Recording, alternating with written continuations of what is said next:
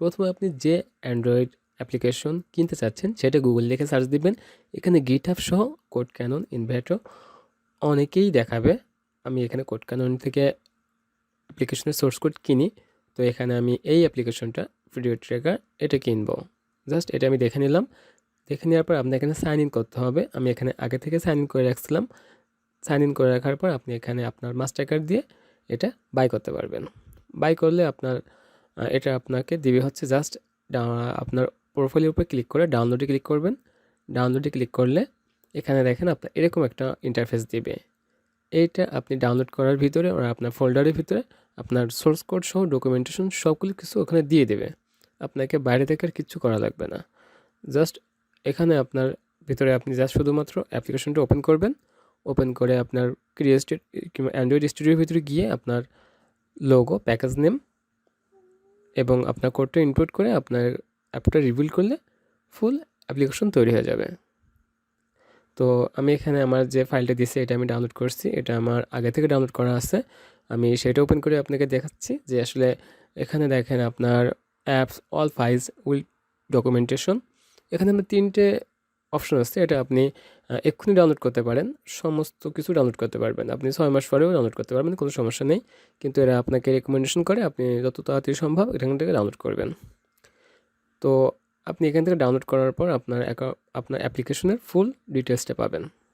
এখানে আমার দেখেন অ্যান্ড্রয়েড সেটআপ পিডিএফে দিয়ে দেবে যে কীভাবে এটা আপনি রিস্ক্যান করবেন এবং সোর্স কোড সহ টোটালটা আপনার কাছে দিয়ে দেবে।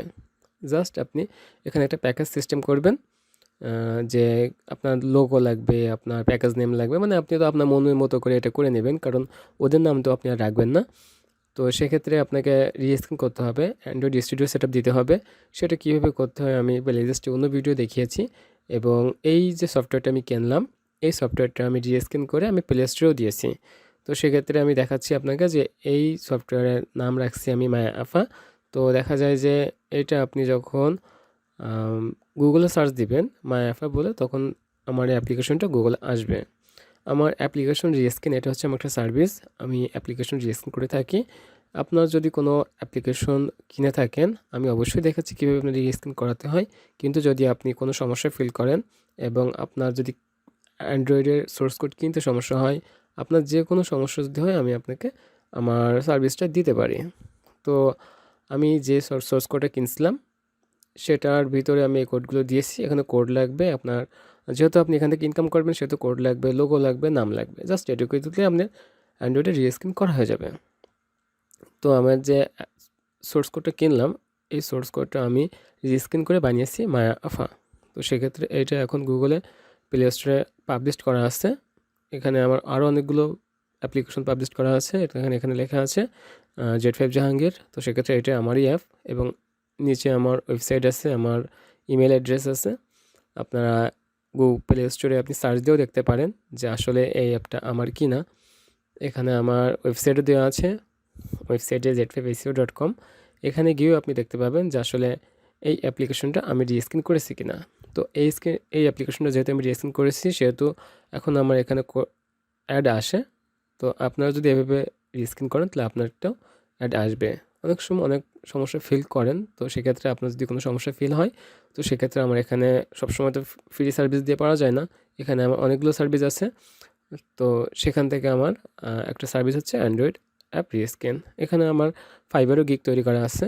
আপওয়ার্কও আমরা এই সার্ভিসটা দিই এবং সচরাচর বাংলাদেশের অনেকের দরকার হয়। আমি আমার ফার্স্ট টাইম সমস্যায় পড়ছিলাম, তো সেক্ষেত্রে আমি মনে করলাম যে বিষয়টা আপনাদের জন্য ওপেন করা দরকার। তো আমি যতটুকু জানি সেটুকু দিয়ে আমি আপনাকে হেল্প করব এবং যদি আপনার ফুল রিস্ক্যানের দরকার হয় তখন আপনি আমার এই সার্ভিসটি কিনতে পারেন। তো চলুন শুরু করা যাক।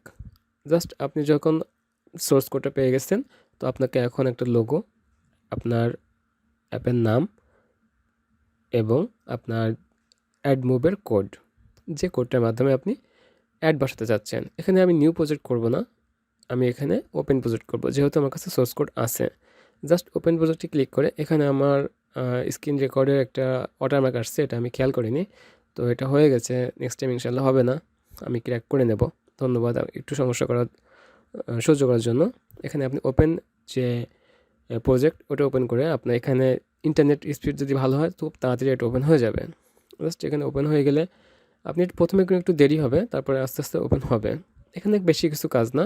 প্রথমে আমরা এটা প্যাকেজ নেম চেঞ্জ করব, আপনার অ্যাপের নেম চেঞ্জ করব, আপনার আইকনটা চেঞ্জ করব এবং কোডগুলো চেঞ্জ করে দেবো। এখানে আপনি সেটিংয়ে ক্লিক করে আপনার কম্প্যাক্ট মিডল প্যাকেজ, এটা হচ্ছে আপনি সিলেক্ট টিক দিয়ে দেবেন, তাহলে আপনার এখানে প্যাকেজ সব শো করবে। জাভা গিয়ে 3 নাম্বারটি সিলেক্ট করলে এখানে আপনার প্যাকেজ নেম চলে আসবে। তো সেক্ষেত্রে আমি প্যাকেজ নেমটা চেঞ্জ করব। আমার যেহেতু আপনি জানেন, সরি, এটা আমার এখানে রাইট বাটন ক্লিক করে জি এখানে আপনার ক্লিক করে আমি আমার সার্ভিসটা লিখে দিলাম। এটা হবে হচ্ছে আপনার রিফ্যাক্টর। এখানে কিন্তু রিনেম লেখা কোনো জায়গায় নাই। রিফ্যাক্টরে ক্লিক করলে আপনি রিনেম পাবেন। জাস্ট এখান থেকে আমি প্যাকেজ নেমটা চেঞ্জ করলাম, মানে টোটাল প্যাকেজের নেমটা আমি চেঞ্জ করে নিলাম। আপনার 2 জায়গায় নামটা চেঞ্জ করতে হবে, একটা প্যাকেজ নেম, একটা হচ্ছে আপনার অ্যাপের নেম। তো এটা দেখে যদি আপনি অন্য সফটওয়্যার রেজিস্ট্রেশন করেন, সেখানে কিন্তু আপনার অন্য জায়গায় অন্যভাবে থাকতে পারে। মানে একটা দেখে আপনি অনেকগুলো অ্যাপ করতে পারবেন না, এক একটা অ্যাপ এক এক রকম। কিছু অ্যাপের আপনার হোস্টিং দরকার হতে পারে, কিছু অ্যাপের অনেক ফিচার দরকার হয়। তো সেক্ষেত্রে একটা সিম্পল অ্যাপ, এটা সিম্পল অ্যাপের ক্ষেত্রে আপনি প্যাকেজ নেম অ্যান্ড ডিফল্ট কনফিগে গিয়ে আপনার অ্যাপ্লিকেশন আইডিটা আপনার নামটা চেঞ্জ করে দিলে আপনার এখানে নামটা এবং প্যাকেজ নেমটা চেঞ্জ হয়ে যায়। তো অন্য সফটওয়্যার ক্ষেত্রে আপনার এই 4-5টা জিনিস চেঞ্জ করলেও কিন্তু আপনার অ্যাপ্লিকেশনটা আপনার হয়ে যাবে। তো সেক্ষেত্রে আপনাকে অবশ্যই ভালোভাবে জানতে হবে। অ্যান্ড্রয়েড স্টুডিও সম্পর্কে প্রথম থেকে শেষ পর্যন্ত জানবেন এবং তারপরে আপনি রেস্কিন করবেন। অনেক সময় কিন্তু সামান্য কিছু ভুলের কারণে অ্যান্ড্রয়েড স্টুডিও অনেক সমস্যা দেখা দেয় এবং শেষ পর্যায়ে গিয়ে আপনি রিবিল্ড দিলে আপনার আর কাজ করবে না।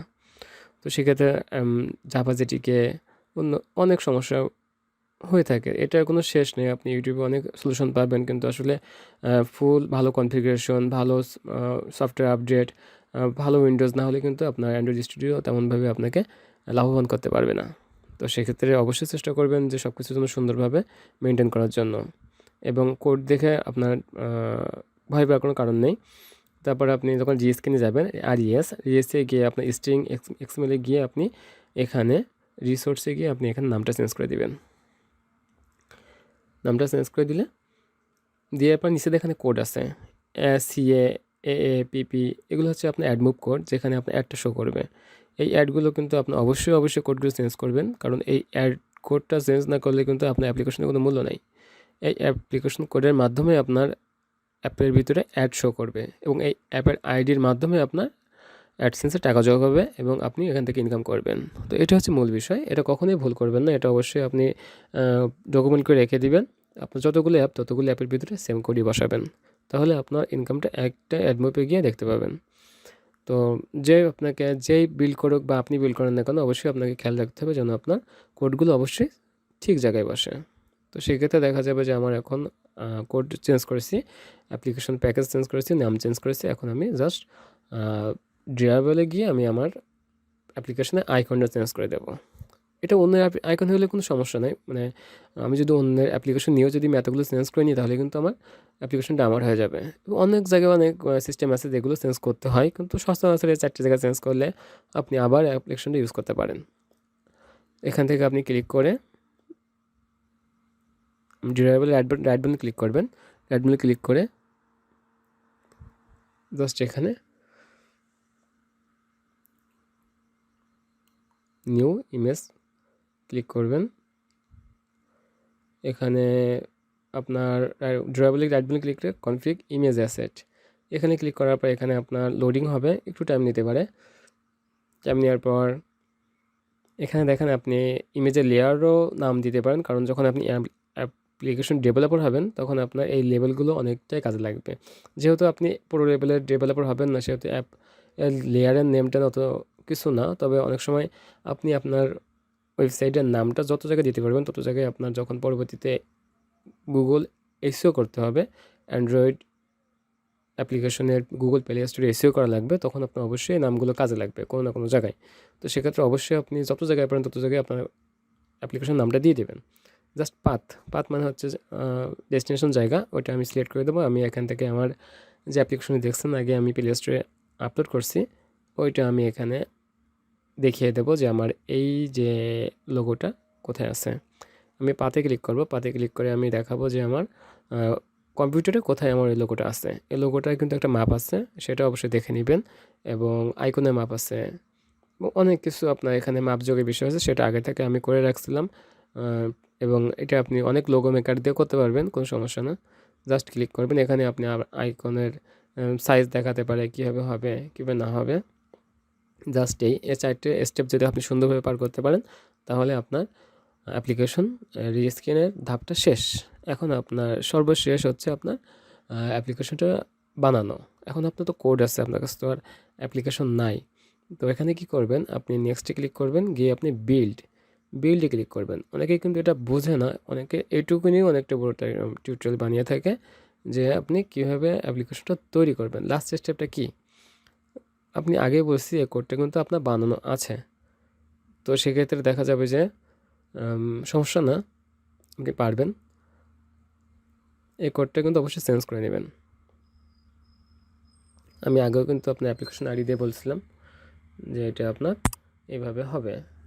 আপনার এখানে অনেকগুলো ইনস্ট্যান্ট আইডি, আপনার ইন্টারেস্টেড অ্যাড, ব্যানার অ্যাড, অনেকগুলো থাকবে, আপনি এখানে চেঞ্জ করে নেবেন। আমি এখানে এক চান্সে চেঞ্জ করে নিয়েছি, যেহেতু আমি এই সিস্টেম করেই কিন্তু আমি প্লে স্টোরে আপলোড করছি। তো সেক্ষেত্রে আমি দেখাচ্ছি আপনি কীভাবে আপলোড করা যায়। তো সেক্ষেত্রে কোনো স্টেপে আপনি মিস করবেন না, কারণ এটা প্রতিটি স্টেপে কিন্তু খুবই গুরুত্বপূর্ণ। এবং আপনি পরবর্তী স্টেপ হচ্ছে আমাদের অ্যাপ্লিকেশন বিল্ড করা। সেটা সহজ হলেও অনেকে এই সিস্টেমটা বুঝতে পারে না। অবশ্যই আপনি ধৈর্য ধারণ করে একটু ধৈর্য ধরুন, আমি দেখাচ্ছি।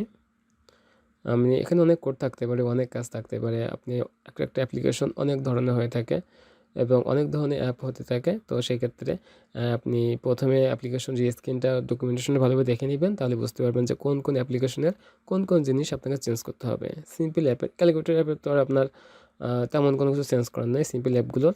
তো সেক্ষেত্রে দেখা যায় যেগুলো আপনার হাই কোয়ালিটির অ্যাপ, অনেক দামের অ্যাপ, সেগুলোকে অনেকভাবে কাস্টমাইজেশন করতে হয়।